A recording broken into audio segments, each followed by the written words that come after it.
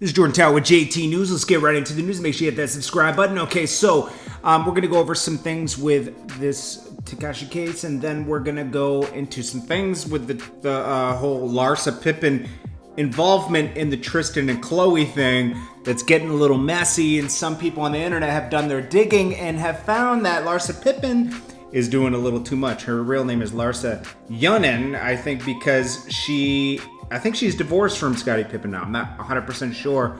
I mean, I would assume so after all the future stuff and everything. This is JordanTower with JT News. Make sure you smash that like button. I appreciate you guys are opening up in a positive. I think it's Tuesday or maybe it's Wednesday. I can't remember anymore. But anyways, I appreciate you guys. I hope you guys are powering through the week. It must be Wednesday. I'm feeling like it's Wednesday. Anyways, let's get right into it. Stay positive out there. Smash that like button for positive vibes, because all we do is spread positive vibes around here. Even when the news is negative, we try to put a positive twist on one side. So we got Tekashi. Now, what's going on here is that the two guys that did that Tekashi eventually told who kidnapped him and everything, those guys are going to be going to trial instead of taking a plea deal. Probably just because Tekashi now is going to have to take the stand against them. And maybe they want him to take the stand, or, they have a chance of beating it, because he didn't talk at the time and talked later when it was beneficial to him to talk about people. This is what's going on with a lot of people. Shadi, kooda, they're yammering over there because it's beneficial right now. It's don't fold, don't bend until it's beneficial, and they're bending and folding over there. So a guy's named Harv and somebody else, they will be taking it to trial now. We had that lawyer again comment on this. Now, I like this lawyer guy. He gives a lot of great information. He's a lawyer. He should know everything that he's talking about. And basically, he, when he did that thing with Tekashi's baby mother, that threw me for a loop a little bit. But I understand that, hey, sometimes you got to do what you got to do to bring attention to your page. So I'm not really mad at him. She shouldn't be doing that, though. I mean, she should hold it down a little more, but I understand. I mean, everybody's pretty much clout chasing out here. But yeah, he gave some information on this, and let's get into it. Big updates in the 6ix9ine case. Two of the defendants are saying that they're going to trial. That means Tekashi 6ix9ine is going to have to take the stand and testify against them at trial. Very interesting. The two defendants who are saying that are accused of being a part of the conspiracy, but they're also accused of robbing Tekashi 6ix9ine. You guys will remember when Tekashi was robbed, he didn't identify who did it. He did say it was an inside job. Well, now, as part of his attempt to lower his own sentence, he's identified these people. We'll see what happens. I can understand why those people want to go to trial. How are you going to accuse him of being a conspiracy with someone and then also robbing that same person? It's one or the other. You can't have both. I see why they want to take it to trial. The other thing, and this is really interesting, Alex Spiro, the same lawyer that Jay-Z hired to help 21 Savage, has been hired to help Tekashi 6ix9ine. Alex Spiro is the best in the business. His job, working on sentencing, arguing why Tekashi should get out with time.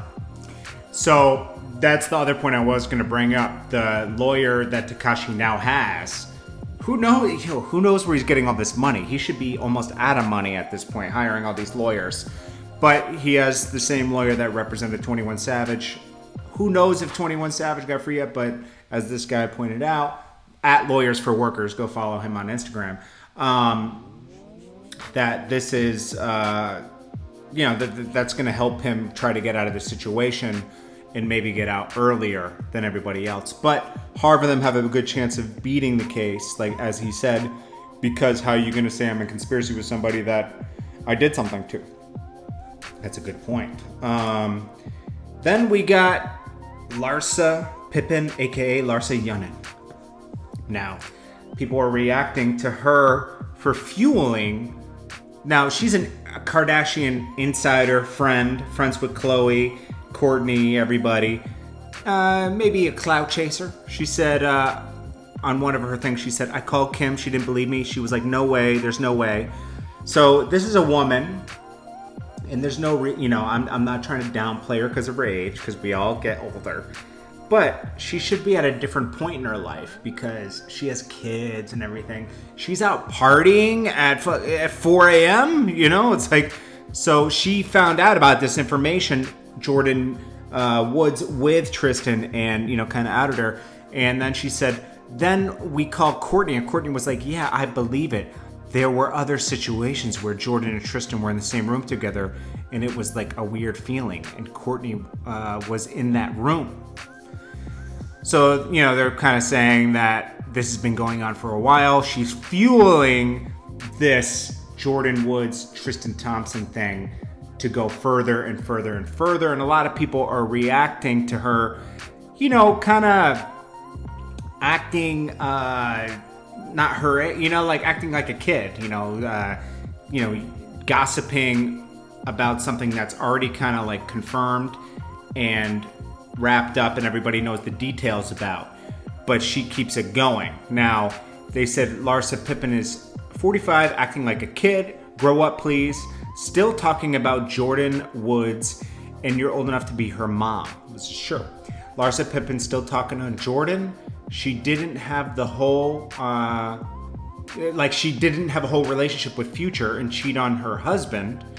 Leave that girl alone. She did the same thing. She's similar. She is Tristan. She violated her husband with Future, allegedly. Larsa is 45. She should know when to zip it and stay out of a kid's business. She's being the mouthpiece for the Kardashians, still trying to taint Jordyn Woods since it backfired when they did it. Leave the girl alone and focus on your own business. Someone said, has anyone ever noticed Larsa Pippen only talks about the press when it's the Kardashians? She doesn't have her own life. She's a cloud chaser. Someone else says, she needs to be quiet about Jordyn Woods. Sis, weren't you cheating on your ex-husband with Future? Sit down. Your husband left you. Can't stand a hypocrite. Larsa is the same kind of girl you're glad you're not friends with anymore. Larsa Pippen, this is disgusting because she is Tristan in another situation. Cheating, I'm sure Scottie Pippen might have stepped out on her, but she publicly stepped out on Scottie Pippen, embarrassing him and their whole family. They have kids together. When you have kids, you kind of got to protect everything, and she's not. So it's a little disappointing. Okay, so anyways, I'm going to put a little financial advice at the end of this from yesterday, and I'm doing a new video on the financial advice. So if you missed yesterday's, I'm going to put it on today, and I'm doing another one to be on another videos for the rest of today. Again, I think I started late today, and I'm very sorry, but let's get it going. Hit that like button for positive vibes. Okay, let's get real about money because we always need this check. It's summertime. It's easy to blow your money. And you gotta get real and start thinking about life in the future. And we all need these, I need these talks all the time, okay? So let's start by how to save money. Let's put aside investing money for a second and just talk about saving your money. Now, we all get through this, we all go through this thing when you get paid and then 4 weeks goes by and you look back at your check and you're like, or you look back at your account and you're like, where did I spend all this money? And without knowing it, you're swiping your debit card everywhere. That's how they get us. You're swiping your debit card, you're swiping your debit card, not even thinking about it because paper money isn't leaving your pocket. You're just, it's like digital. It doesn't feel like anything.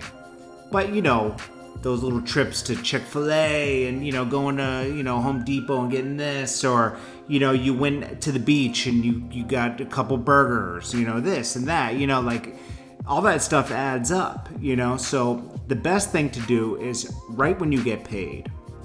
I don't know if you get paid every 2 weeks or if you get paid once a month.